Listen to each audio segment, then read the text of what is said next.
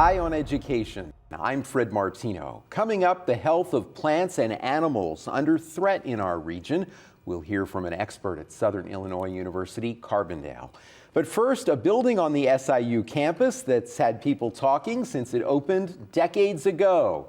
Here's Anna Toomey from the SIU Alumni Association. It's the crossroads that connect campus, the building every student ends up lost in at some point. No matter how hard some try, Fainer Hall cannot be mastered. It's huge. It's 900 feet long. It's the length of the Titanic. We have our hidden passages and doorways and staircases to nowhere. It's kind of like going to Hogwarts, except it's on a college campus. Fainer Hall was built in 1974 and named after well-known SIU English professor Robert Fainer. Our journey into the past starts with a man who's been at SIU for nearly 50 years. My name is John Davey. I'm a professor of architecture in the School of Architecture. John Davey sees Fainer Hall through a different lens than most. On a day like today with the sun shining, the shadows cast, the green of the new grass coming up and stuff, I think it's a beautiful building. Davey says the stern appearance of Fainer Hall is intentional, an architecture style known as brutalism, which first emerged in the 1950s. Brutalism is a very emotional way to describe a style of architecture. It is in your face, it is not polite. Many times it is concrete completely. And I think it was a building that was just offensive aesthetically to the students. And they didn't hesitate to show it. Davey shows us bits of splattered paint that are still on the walls today. It almost looks like a little bitty Jackson Pollock painting. It was my understanding when this building was built, the students didn't care for it too much because it was brutalism, it was in their face. And my understanding is that they came one night with paint and did a Jackson Pollock on the side of the wall. Davey says architect Robert Geddes designed the building. Geddes received an Excellence Award from the American Institute of Architects for the design. This is the only brutalist architecture that he did. His East Coast Ivy League background. Davey says Geddes was inspired by the works of a Swiss-French architect known as Le Corbusier, who spent time on a Grecian island living in a monk's cell. Le Corbusier is known for his austere designs, and that influence can be seen in Fainer Hall's cramped offices and classrooms. If you go upstairs here and you go into anybody's office, it looks like a cell, either a monk cell or a prison cell, either way. Corbusier made the statement that architecture is the play of light upon forms. And look around us. I mean, there's shadows being cast. It creates a contrast. And we like things that contrast in our architecture, in our design, and even in ourselves. Davey says building Fainer Hall was a massive project, with some parts of it put together off-site, then brought to campus. The construction process brought tragedy in 1972 when a piece of equipment came crashing down as students were trying to switch classes. The crane had been lifted up. They were installing the concrete. The balance of the crane lost the fulcrum, and it came crashing down and killed a young man. It's pretty sad. 2 other students were injured. According to a Daily Egyptian article about the accident, a worker believed the crane had been overloaded. Davey says Fainer Hall was partly built to replace the old main building, which an arsonist set on fire and burned. This was during anti-Vietnam War unrest on campus, according to records at Morris Library. This fact, along with Fainer Hall's fierce exterior, prompts a question that's been asked for decades. Was Fainer Hall built to be riot-proof? The experts have mixed opinions. My guess is, one, it's made out of concrete. Then that's pretty hard to blow up concrete. It's designed so if you're going to run through the building and destroying something, you're going to get caught in a dead-end hallway. It's almost like a ship. With a ship, you can compartmentalize the ship to if it started to be flooded or something like that. We dug for answers through interviews, university archives, and Carbondale historical records, but found nothing that gave a definitive answer. Some claim the plans for Fainer Hall were well developed before any violence was occurring.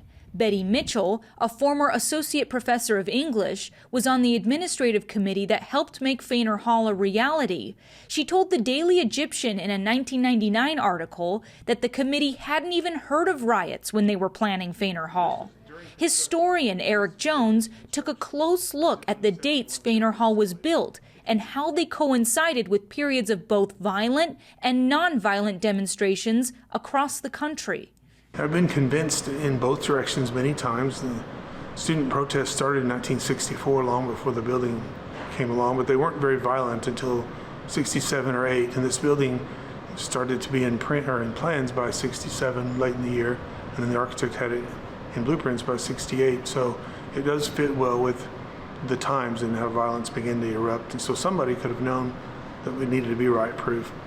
Anti-war demonstrations that became rowdy enough to close campus happened in May 1970. Plans for Fainer Hall began in 1965, and the building was finished in 1974. I doubt this building's really riot-proof, but it's fun to think of it that way. Meet the dean of the college that calls Fainer Hall home.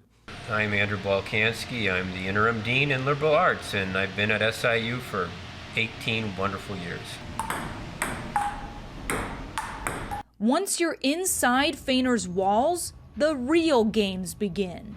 The way I've survived navigating Fainer Hall all these years is that I come in one way and I leave the same way, and I never vary my pathway in and out of the building. That has served me well all these years. Balkansky and recruitment coordinator Layla Murphy give us the insider tour. It's a workout.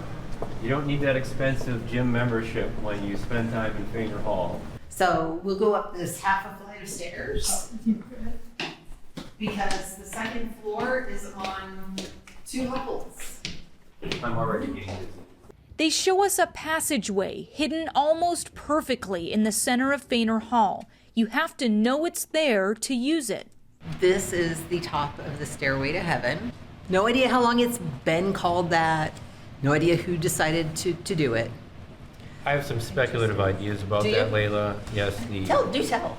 Well, the fourth masterpiece from Led Zeppelin came out in 1971, and that was featured the song Stairway to Heaven, which is also when this building opened. We've been walking through Fainer Hall, and we're definitely seeing a lot of things we didn't expect to, discovering new things at every turn, and it isn't always what it seems. Fainer Hall might be one of the safest places on campus during a natural disaster. Signs in the common areas tell people they can close the doors for safety during a tornado. We found one employee who took refuge during an earthquake in the late 80s. Southern Illinois had an earthquake, and I had left this office and went down to the restroom. And when I came back, things were knocked over. I never felt a thing, but I came back and stuff was off the file cabinets, and the other office manager, Patty, was visibly shaken. And she's like, "We just had an earthquake." I'm like, "What?" I never felt a thing. So Fainer Hall, the safest place in Fainer Hall during an earthquake, is one of the bathrooms. There are some parts of Fainer Hall you can't get to at all. John Davey calls them the balconies to nowhere. What we see is a very small, petite balcony with one door. What is it there for? Well, architects like to design things called follies, as something as a joke, an intellectual joke. That's one of them on Fainer. So we are inside Fainer Hall now, next to the door that leads to the balcony John was talking about. We wanted to see if it was locked, and it is. As you wander Fainer Hall, you'll eventually come across holes in the wall where students sometimes like to stick their candy wrappers. This is intentional. It's part of the architectural design of the building. But some cynics among us occasionally suggest that we ran out of funding back about 1970 and just didn't finish these walls. Architecture experts say these holes were a necessary part of Fainer's construction process. The holes are formed by concrete ties. The ties hold wooden forms or casts together as the concrete is being poured and shaped into a wall. Without the ties, the casts would break apart and the wall could not be formed. One of the most unknown places in Fainer Hall may also be its most beautiful. the Dorothy Morris Garden is delicately hidden outside C Wing. It's protected from the wind, so you can be out there and in the sun and have a good time. But again, this goes back to Le Corbusier and his 5 points of architecture, and a roof garden was one of the things that he always built in his architecture. It's a nice quiet place to go that not everyone knows about, but if you know about it, you can go and read a book there or just walk through it. It's like a little special space to be in. It's absolutely a hidden gem on this campus. It's a Fainer Hall rumor that a person can't go from one end of the building to the other without having to go outside. We put that to the test with the help of our Fainer Hall tour guides. We successfully navigated from the second floor on C Wing all the way to the second floor of A Wing, going up a half flight of stairs. But this isn't possible on every floor. On the first floor, you cannot go from one end of the building to the other without going outside. The second floor, you can do it, but you do have to make a change, a half a floor change on some stairs. The third floor, you can definitely go from one end to the other. And the fourth floor does not extend all the way across the building, so you can't go from one end to the other on the fourth. It takes a lot of experience walking the halls of Fainer to get to that level of understanding. Some would rather avoid it altogether. For others, Fainer Hall finds a place in their heart. I think I love to walk past Fainer. I love the beauty of it, the shadows being cast, the clouds in the sky, the breezes that are coming through. But I thank the good Lord that I don't have an office in here. After a decade or so, the brutalism starts to grow on you and you come to love it. But it's not right away. It takes a while to get there. The development and design of Fainer Hall went through many changes before it was finally built. That's a process the University Museum, housed in Fainer Hall, has carefully documented through an exhibit. Joining me now is Eric Jones. He's the curator of this Fainer at 40 exhibit. We're going to ask him a little bit more about what went into this, Eric, building this exhibit. This was a fun exhibit. We did it in 2014 when I was still working for the museum. I was assigned the task of doing something to celebrate Fainer at 40. I wasn't a tremendous fan of Fainer for its own sake, but I decided I could find something fun about it and something enjoyable. So I found several things I really liked about what it is and also about what's hiding below it. And some of the things I enjoyed were the colors, especially these what I call bell-bottom colors that are featured as the bands on top and bottom of the posters, the bright orange and blue and hot lime and so forth, and how those work throughout the building. All we have left today is the semicircular things in the concrete out on the front that still have the bright colors. But for people that want to play sleuth today, you can watch around the elevator door openings, around any other door openings, and see if you can find a little tiny peak of hot blue peeking out, or bright lime, or something else, because those were throughout the building that have now been painted white. Jones shows us images of what campus used to look like before Fainer Hall existed, all the way until modern day. Here we have Fainer in its completed form as it looked in '73, sandwiched between OBF, built in 1940, and the big student center. And we're looking from the east toward the west. Before then, campus was a lot busier. The old 51 corridor used to run through the area where Fainer now stands. And this is the old 51 corridor now in front of Fainer. As you can see, it's starting to get chopped up into not being a street anymore. They took out pavement. Here's some of the old barracks buildings being used as theater and other departments. In the 50s and 60s, the university purchased surplus World War II Army barracks, which filled the area where Fainer Hall now stands, as well as many other parts of campus. According to the archives at Morris Library, the barracks were a temporary solution to limited funds and a huge need for classrooms and dorm rooms. Jones says Fainer Hall is much different now than it was in the original plans. Fainer was built in several sections, so the first two were already in the plan before Old Main burned, and they were almost done, and then they had to continue to add to the building to replace the space lost. The museum was one of the spaces that was lost during the Old Main fire, so something had to be done. They just added on to it. One of the plans was to build the building all the way out past OBF, across the street, all the way to Woody Hall.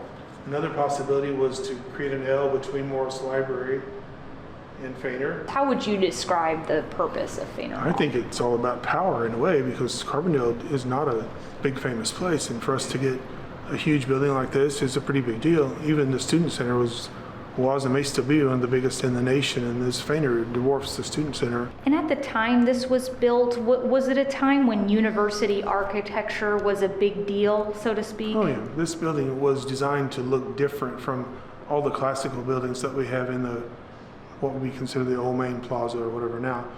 So the architects wanted to do something different, and this is different for sure. It's huge and brutal, and they considered it beautiful. The awards were won with it, even though some people would beg to differ. Thanks to Anna Toomey from the SIU Alumni Association for that fascinating report on Fainer Hall. Now a look at biodiversity in the region, and I'm pleased to welcome Brent Pease. He's an assistant professor of forestry at Southern Illinois University-Carbondale. Brent, thank you so much for being with us today. Thank you very much. I appreciate the opportunity. Good to have you here. And you know, this is an issue that some folks may have seen in the news, including on the PBS NewsHour, biodiversity. I want to start with the regional angle and plants and animals that are under threat in this area. What have you learned about that? Sure, yeah. So the list, unfortunately, is quite long. As if we're just thinking about Illinois at the state level, there are almost 500 threatened and endangered species in Illinois. About half of those are plants. And then, you know, even a quarter of all amphibians and reptiles in the state are listed on the threatened and endangered species list. So this is concerning across all taxa, plants, animals, insects. And I think probably the largest driver that we could say across all taxa would be habitat loss. So all of these species need a space. They have very specific requirements usually. And what we're seeing, you know, over a long period of time is some large-scale conversion of forests and grasslands or prairies to intensive agriculture. And that seems to be pretty detrimental for a lot of these populations across the state. So it is a concern, even at the state level. Yeah. Okay. Well, of course, in addition to the conversion to agriculture, climate change is a concern worldwide, threatening biodiversity. Recently, there was a United Nations agreement that was forged. About 200 countries, the U.S. not participating in this, agreed to protect 30% of the planet's land and oceans by 2030. Yep. In its report on the agreement, the New York Times said something that may surprise some people. They said researchers have projected that 1 million plants and animals are at risk of extinction, many within decades.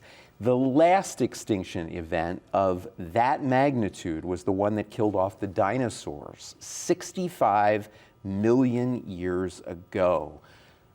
This is pretty alarming. Oh yeah, this is huge. You know, folks consider this to be in the 6th mass extinction event. And you mentioned bees, and that's probably a good place to start. Insect populations, most folks don't quite realize global insect abundance is plummeting. In some places as high as 99% decline from previous studies, even just a few decades ago. On average, we might see 50 to 75% decline across different regions. And this is huge. And if we think about kind of ecosystems, larger scale ecosystems and species reliance on each other at different orders of the ecosystem, insects are pretty low at the bottom. A lot of higher up species depend on insects. And of course, if we lose our bees, we lose our food supply. Well, I mean, that's one very concrete example. Absolutely. Pollinators is a huge loss here. But you know, my students study birds quite a bit in the region of Southern Illinois. And there's a group of birds that have been in large decline. They're called aerial insectivores. So they fly around and eat insects. And this includes species like the nightjars, which are whippoorwills, if you ever heard of a whippoorwill. Mm-hmm. But there's also swifts, chimney swifts, all sorts of barn swallows, all sorts of species. And these bird species have been in huge decline since about the 1960s. And most of that decline is credited to that insect loss. So we have these important links in the food system or the food chain that are kind of falling apart at the very basis because of this large global decline of biodiversity. Insects are essential. Great example. You lose one species and it affects trickling. another. It trickles down. Absolutely. So important. Of course, and we have to understand a problem in order to tackle it. So you're at the heart of this here, and you study biodiversity with community help. I thought this was very interesting. One of your projects is called Sounds of Nature. Tell me about that. Sure thing. Yeah, so this is a community science project. Well, you know, we just think about sound generally. We go out to the corner to a city park. We hear the fire trucks whizzing by. We hear the trash trucks. We go out to the forest. We hear the trees swaying in the wind. We hear the stream. We hear the birds. So sound is all around us, and people have a lot of attachment to sounds of places. And it turns out that sound in a place can be a great indicator for ecosystem health and biodiversity. So I created a project at SIU called the Sounds of Nature Project, which I mentioned again is a community science project. So I partner with the public to deploy sound recorders on public and private land to learn about the sounds in people's backyard and beyond. And we send these out via mail. Folks deploy them on their private property and their residence right outside of their house. We listen for a few days, and we get to hear about all of the cool insects, all of the cool bird species just happening in their backyard. So, you know, when we think about biodiversity loss, or we think about just biodiversity in general, you know, people think about it in a national park. Well, no, it's not just a national park, it's in our backyards. It's all around us. We just have to listen for it. Very important. Citizen science, it's called, and it's growing in many different ways, and you have one here with Sounds of Nature. You also have a project called Saluki BioBlitz. Yes. I hadn't heard about this until setting up this conversation. Tell me about it. Sure, the Saluki BioBlitz has been a lot of fun. I started that when I got to SIU 2 years ago, and the idea is that, listen, SIU's campus is really neat. We have Thompson Woods, we have Campus Lake. It's a beautiful, unique campus. We also, of course, have Touch of Nature, which is not directly connected here, but it's a wonderful asset that we have on campus. And I wanted a way for us to document the biodiversity here on campus. So once a year at the start of the fall semester, students, the general public, faculty, staff, whoever, go out for 24 hours and try to document as many plants and animal species as possible on campus. And, you know, why is this important? Well, we have a digital voucher. We know when and where some given species occurred at some point in time, right? And we can track how this changes over time. And we can also maybe try to link this to larger scale changes in biodiversity right here on SIU's campus. So it was a way for us just to appreciate the general biodiversity here. We know that it's a really neat place as far as tree species and plant or animals go. And I want students to be able to go out and appreciate that, interact with that, see that, and then also just be able to track this change over time. I love walking around Campus Lake, like so many folks, about 2 miles that you can walk around Campus Lake there. You'll see squirrels, and you'll see sometimes deer, you'll see lots of different birds, ducks, Canadian geese. Are there things that we don't see as much because of the loss that you were talking about? I mean, you mentioned the loss of birds because of the insect population perhaps going down. Sure, yeah. So bird communities have certainly changed over time. Again, going back to the state's threatened and endangered species list, about 29 bird species across our state are on this threatened and endangered list. So, you know, that might not seem that many. It's about like 6% or so of the state's known species occurrence, but this is important. And I also mentioned that one of my students was studying aerial insectivores. So, you know, I mentioned whippoorwills earlier on. This is a nocturnal bird that has a very distinct song. And if you've ever heard it, it calls out nonstop, just over and over. It says its name, whippoorwill, whippoorwill, whippoorwill. You talk to folks today, you know, do you have whippoorwills around you? Have you heard of whippoorwill? Oh, I haven't heard them since I was a kid. So, you know, we have, these changes are happening on campus. Again, it's happening all across Southern Illinois. So there's certainly been changes in bird communities over time. And I have students focusing on this. One of the last big survey efforts was about 30 years ago. Called the Breeding Bird Atlas in Illinois, where we documented the bird communities then, but there really hasn't been much follow-up. So I have several students trying to do that follow-up work to see how bird communities have changed over time, where they're changing, and what might be driving it, and what we can do to help slow that change. Well, speaking of that, slowing the change, as you know, while there is a lot of concern There's also reason for hope as lots of folks are working on climate change, advancements in clean energy. Sure thing. So, one thing I was mentioning earlier about the state, I wanted to mention that folks probably don't realize, but the southernmost Illinois is considered one of the 36 global terrestrial biodiversity hotspots. It is an amazing place, just an hour south of us. And there's lots of really good things going on down there as far as biodiversity conservation goes. So folks are working on the ground locally to implement some management actions that might help slow declines of certain species or certain taxa. And then globally, of course, there's lots of effort. You mentioned earlier on the UN report. Well, just over the past 2 weeks, world leaders have met up in Montreal for the Convention on Biological Diversity. And one of the biggest things that came out of this 2-week meeting was a global biodiversity framework, trying to slow the loss of biodiversity, preserve nature, and its benefits to people. So you also mentioned one of the ways we can do this is protecting land. So that is one of the primary goals of this biodiversity, global biodiversity framework, is to protect and preserve 30% of biodiversity on land and on water. This is so important. The only way, one of the key ways we can do this, I shouldn't say the only way, one of the key ways we can do this is just protect land. They just need space. We need space. We have a growing human population, of course, but surely we can set aside 1/3 of the earth for other species. Very good information. Brent, thank you so much for being with us. Sure thing. My guest was Brent Pease. He is an assistant professor of forestry at Southern Illinois University-Carbondale. That's Eye on Education for everyone at WSIU. I'm Fred Martino. Thank you so much for being with us. Have a great week.